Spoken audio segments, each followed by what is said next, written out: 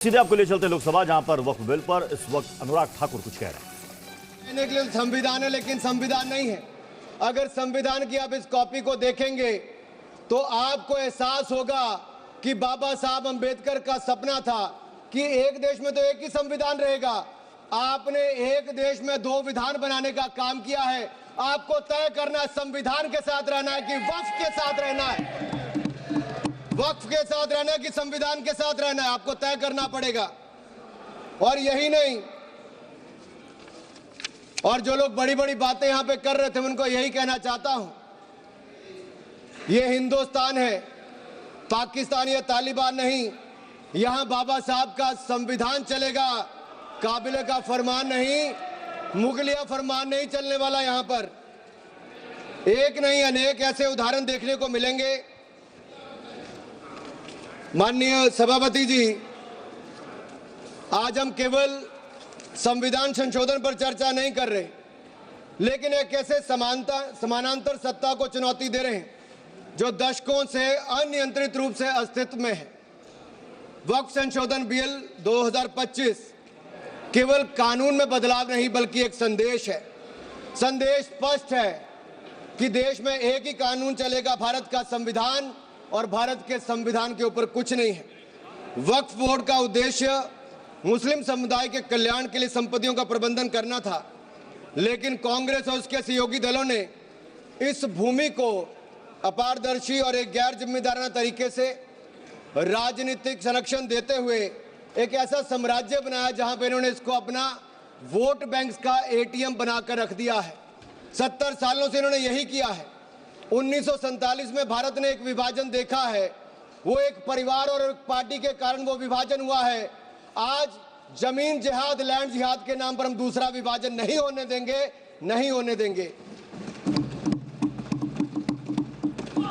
एक स्पष्ट संदेश तो यहां पर देना ही चाहते हैं कि मोदी जी के राज में भारत में एक कानून, एक संविधान और एक भारत रहेगा। और एक स्पष्ट संदेश भी है, एक है तो सेफ है। और यही नहीं, हम क्या कह रहे हैं, हम कह रहे हैं कि इस बिल के माध्यम से पारदर्शिता लाएंगे। पारदर्शिता लाएंगे तो जवाबदेही भी तय करेंगे। लेकिन ये लोग जिनके लिए वोट बैंक का एटीएम है, जिनके अपने नेता भ्रष्टाचार के कई मामलों में फंसे हुए हैं, जिनके राज्यों में हजारों करोड़ रुपए के घोटाले हुए, जिनका उल्लेख मैं आगे करने वाला हूं, उस पर भी मैं आपके सामने प्रकाश डालूंगा एक के बाद दूसरी। लेकिन सवाल ये खड़ा होता है कि 70 साल से ये प्रक्रिया जो चल रही है, चाहे 1964 की बात हो, 69 की बात हो, उसके बाद एक के बाद दूसरे संशोधन आए, 95 से लेकर 2013 तक इन्होंने इस कानून को इतना ऐसा बना दिया कि इसको चुनौती देने तक का भी हक कहीं नजर नहीं आता था। ना कोई ऑडिट, ना कोई निरीक्षण, बस भूमि अधिग्रहण की बात, शहर दर शहर, गली दर गली, इस पर एक तरह से कब्जे के बाद दूसरा कब्जा करने का काम किया गया। ये धर्मनिरपेक्षता नहीं थी, ये एक नरम विभाजन की ओर ले जाने का काम था, एक नरम विभाजन की ओर ले जाने का काम था। लेकिन हमने अब इस कानून में बदलाव किया है ताकि मुस्लिम समुदाय के सभी गरीब से गरीब व्यक्ति का भी इसमें भला हो सके। मुझसे पहले एक मुस्लिम समुदाय के एक सदस्य जो कांग्रेस पार्टी से आते हैं, वो अपना भाषण कर रहे थे। मैं उनको ही कहना चाहता हूं, अशरफ, अजलफ और अर्जल, क्या इनमें भी कोई अंतर है?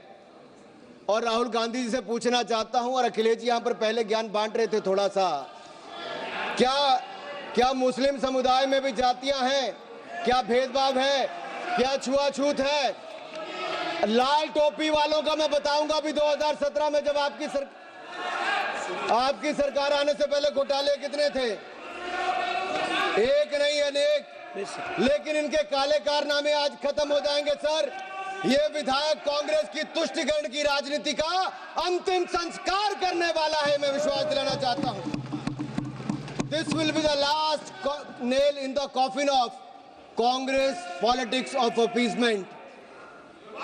अगर आप देखिए, इन्होंने इससे पहले भी पंडित जवाहरलाल नेहरू जी ने पहले तो देश के विभाजन करने में काम किया, उसके बाद धारा 370-35 से देकर ऐसे जख्म दिए कि हजारों लोगों की मृत्यु हो गई। लेकिन ये नरेंद्र मोदी जी की सरकार थी जिसने धारा 370-35 को सदा सदा के लिए खत्म करने का काम किया है। ये हमारी प्रतिबद्धता थी मुस्लिम समुदाय की बहनों की ओर। जो ट्रिपल तलाक से निजात दिलाने का किसी ने काम किया तो नरेंद्र मोदी की सरकार ने किया है। आपने तो वायदा किया था कि जो पाकिस्तान, बांग्लादेश और अफगानिस्तान में रह गए हैं उनको वहीं पर पूरा न्याय मिलेगा, लेकिन नहीं मिला। लेकिन उनको भारत में भी आकर अगर उनको नागरिकता देने की बात थी तो आपकी सरकार में 60 सालों में नहीं हुआ। सीएए कानून किसने बनाया तो वो भी नरेंद्र मोदी की सरकार ने बनाकर वो काम किया है। मैं एक बात और इसमें कहना चाहता हूं, अगर इसमें एक के बाद दूसरा देखा जाए, कांग्रेस ने कहीं ना कहीं और कांग्रेस के सहयोगी दलों ने वोट बैंक के लिए संविधान का सौदा कर लिया है और ये सौदा ही किया है। तभी तो हमने एक के बाद दूसरे उदाहरण देकर कहा कि आपने कैसे उसको अपना वोट बैंक किया, एटीएम बना के रखा। लेकिन ये जो बिल है ये अन्याय की जड़ पर प्रहार है और इस प्रहार के बाद सबको न्याय न्याय और न्याय ही मिलने वाला है।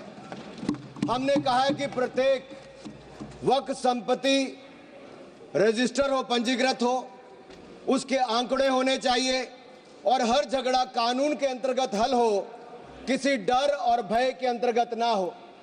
आपको इस बात का क्यों डर है? अगर किसी को न्याय मिलता है, ट्रिब्यूनल के बाद अगर कोई हाई कोर्ट, सुप्रीम कोर्ट जाना चाहता है तो आप क्यों रोकते हो? देश में हर कानून के अंतर्गत, चाहे इनकम टैक्स का हो या कोई भी हो, आप एक के बाद दूसरे कोर्ट जा सकते हो। लेकिन वक्फ में ये कानूनी रोक क्यों लगा कर रखी थी? ये बिल जो कहा गया किसी धर्म के खिलाफ, ये बिल किसी धर्म के खिलाफ नहीं है। ये बिल भ्रष्टाचार, धोखा और धार्मिक सामंतवाद के खिलाफ है और हम इसके खिलाफ रहेंगे। ये बात स्पष्ट है कि ये आस्था का विषय नहीं है। As long as Prime Minister Modi is the PM, the shops of appeasement will remain shut. This bill is not about Hindu versus Muslim. This is law versus lawlessness, constitution versus corruption, Bharat versus internal partition. और ये partition एक बार हो गया, अब आपके कारनामों के कारण बार बार नहीं होने देंगे। सर, मैं एक अंतर्राष्ट्रीय स्तर पे क्या परिस्थितियां वो थोड़ा बताना चाहता हूं। टर्की में 1923 के बाद 1924 में मिनिस्ट्री ऑफ वक्फ इसको एबॉलिश कर दिया गया और वहां पे जनरल डायरेक्टरेट ऑफ फाउंडेशन बना जो रेस्टोरेशन, मेंटेनेंस और यूटिलाइजेशन वक्फ प्रॉपर्टीज का करता है और ये इसके बाद इसको लोगों की भलाई के काम के लिए पैसा लगाता है। कुवैत में भी ministry of Waqf and Islamic affairs है। ये एसेट, मस्जिद, स्कूल, अस्पताल, इनका सबका देखरेख करता है और मॉडर्नाइजेशन के माध्यम से, टेक्नोलॉजी के माध्यम से इसका फायदा उठाते डिजिटलाइजेशन किया है। लेबनान में ministry of endowments and Islamic affairs है जो इसकी मैनेजमेंट और यूटिलाइजेशन को सारे को देखती है और चैरिटेबल और कम्युनिटी के काम को देखती है। सीरिया में भी मिनिस्ट्री ऑफ वक्फ है जहां पर एप्रोप्रिएट यूज हो, रेवेन्यू हो, चैरिटेबल पर्पस हो, उसके लिए काम किया जाता है। इराक में भी सुन्नी एंडोमेंट और शिया एंडोमेंट ऑफिस है और ये भी सीधा सेंट्रलाइज फ्रेमवर्क के माध्यम से काम करता है। सऊदी अरेबिया में जनरल अथॉरिटी ऑफ वक्फ है जो इंडिपेंडेंट पब्लिक बॉडी है। सिंगापुर में MUIS जो स्टैट्यूटरी बॉडी है वो मिनिस्ट्री ऑफ कम्युनिटी डेवलपमेंट के अंतर्गत है। ये वक्फ मैनेजमेंट के डिजिटल सिस्टम के माध्यम से काम करता है। इंडोनेशिया में भी इंडोनेशियन वक्फ बोर्ड है जो इंश्योर करता है अच्छे काम करने के लिए, उनके भलाई के लिए। तुनिसिया में भी, इजिप्ट में भी, रशिया में भी, फ्रांस में इसी तरह पे काम किया गया है। लेकिन यहाँ पर ऐसा नहीं किया गया, यहाँ पे इसके खिलाफ ही काम करते रहे।